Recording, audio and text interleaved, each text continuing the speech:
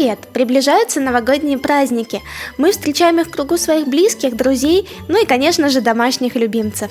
Но если для нас Новый год – это безудержное веселье и радость, то для животных эти дни становятся весьма опасными. Именно в новогодний рождественский период в ветеринарных клиниках выстраиваются огромные очереди. Каждый любящий хозяин должен понимать, что в праздничные дни за нашими четвероногими членами семьи нужен глаз да глаз. Поэтому мы подготовили для вас подборку полезных советов по технике безопасности питомцев в новогодние праздники. Первое и, пожалуй, самое важное – это дождик и мишура. Многим людям смешно наблюдать за тем, как кот поедает дождик. На самом деле здесь нужно не смеяться, а бить тревогу. Ведь мишура не переваривается в желудке, а зачастую забивает кишечник, а дождик вообще может порезать его стенки. Достать украшения можно только хирургическим путем. Для тех, кому особо интересно, можете посмотреть видео на YouTube, где показывается, как проводится данная операция. Уж поверьте, после такого вы, скорее всего, предпочтете дождику какое-нибудь другое, менее опасное украшение. Ну и, конечно же, какой Новый год без елки? Ароматная, пышная и очень нарядная, она всегда приносит в дом этот волнительный новогодний рождественский дух. Мы развешиваем на ней игрушки, стеклянные, пластиковые, даже фарфоровые, всяческую мишуру, гирлянды и конфеты. Ну и, конечно же, главными ценителями сей красоты, как обычно, выступают наши катаны и барбосы. Во-первых, убедитесь, что вы хорошо и крепко установили елку. Она не должна шататься при прикосновении, иначе ваш любимец при первой же возможности с легкостью ее завалит. Во-вторых, старайтесь не вешать на елку стеклянные игрушки, так как если такая игрушка разобьется, осколки могут серьезно ранить животное. Некоторые собаки могут играться елочными шарами и даже раскусить их. Еще один момент, на который нужно обратить внимание, это растения. Все мы знаем, как некоторые пушистые товарищи любят пожевать комнатные цветы. Раньше на Новый год люди ограничивались только установкой елки. Сейчас же под веянием западных традиций в домах все чаще можно увидеть украшения из омела и астролиста.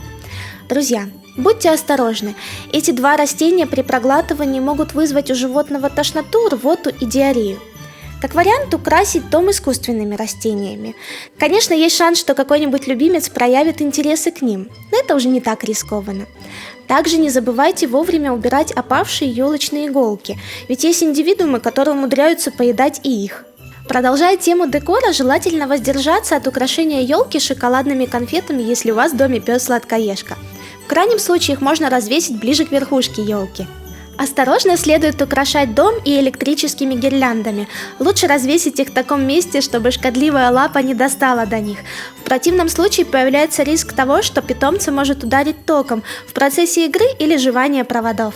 Раз уж мы заговорили об огоньках, тогда уж следует вспомнить и о свечах. Не оставляйте свечи зажженными, если выходите из комнаты. Любопытный нос может обжечься, а что еще хуже, опрокинуть свечу, из-за чего может возникнуть пожар. Бенгальские огни. Я вот, например, до чертиков боюсь бенгальских огней. Поверьте, у большинства животных будет такая же реакция на шипящие, летящие во все стороны искры, которые к тому же и щипаются, когда попадают на кожу. Если вы хотите веселья с бенгальскими огнями, тогда лучше зажигать их, когда животное находится в другой комнате.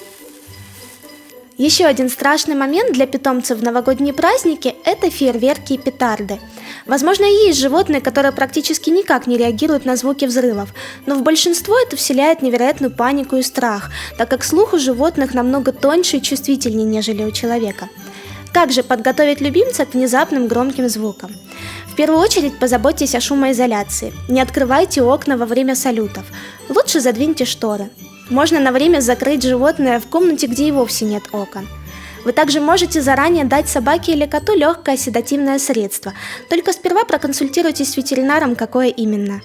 Ну и воздержитесь от прогулок с собакой во время запуска фейерверков. Вы просто не представляете, какое огромное количество собак пропадает именно в это время, так как, услышав взрывы, они срываются с поводка и бегут, куда глаза глядят. Многие из них потом не могут найти дорогу домой, а некоторые попадают под машины. Так, о елке сказала, растения, мишура, фейерверки, петарды, бенгальские огни, свечи. Чуть не забыла, новогодний стол же. Еще когда только готовится праздничная утка или холодец, под ногами уже мелькают виляющие или поднятые хвосты. Не ведитесь, ведь именно с этого все начинается. Ой, да от одного кусочка ничего не случится. Ага, а потом еще, и еще, и еще. А потом ваш коте или собакин будут сидеть у стола и смотреть на вас этими глазами, как в Шреке. И вы снова не удержитесь и снова дадите им кусочек рыбки или курочки. Нет, возьмите себя в руки. Ведь вся эта пища может вызвать у животного расстройство, аллергии, а то еще что похуже.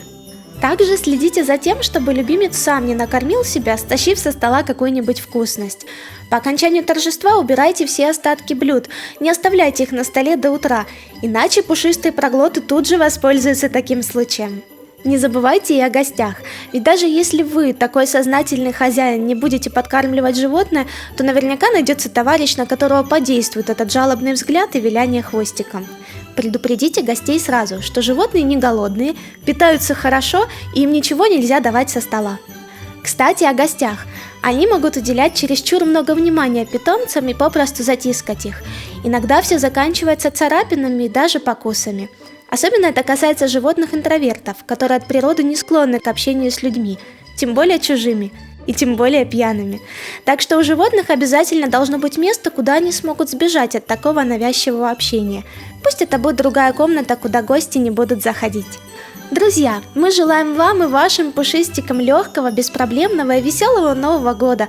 Хороших вам праздников. Пока!